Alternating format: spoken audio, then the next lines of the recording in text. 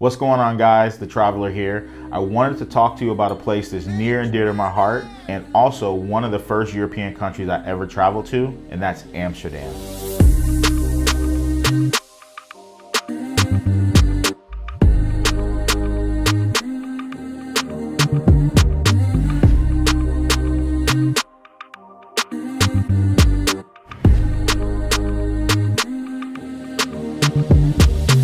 I know a lot of you may know about Amsterdam because of the legalization of prostitution and the use of marijuana. I'm pretty sure there's absolutely nobody that travels all the way from the United States to go to Amsterdam just to get high.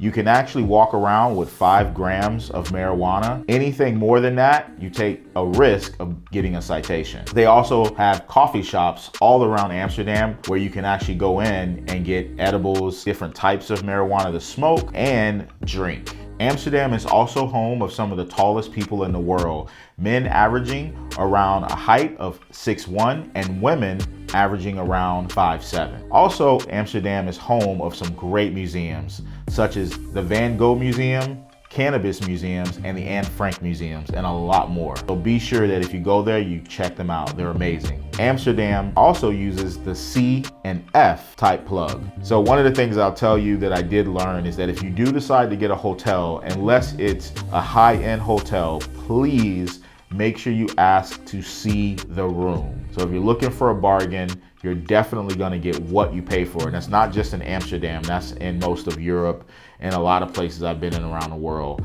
Ask if you can see the room so you know what you're getting into before you pay and you check into that room. Amsterdam definitely has some great foods. I've had some great cuisines there from all around the world. One of my favorite places, believe it or not, is actually a Chinese restaurant, and they have the best wonton soup. And every single time I go to Amsterdam, I always go to this huge Asian restaurant that's near the red light district. It's a 2-story building and you can't miss it. I wish I remember the name of it, but I always know where it is when I get there. One thing I definitely want to forewarn you about for those of you who have not been to Amsterdam before and visited the red light district, very important that you do not take pictures. When you're walking through the little corridors and hallways and looking in the windows, you may not see anybody, but there's a lot of people that see you. The young ladies in the windows have a button that they can actually press, and I've seen guys come out of nowhere and tackle people for taking pictures, harassing the girls, and doing other weird things, or just if they piss somebody off. So just be very careful, just as a heads up. They also have different lights that will tell you the individual is not female.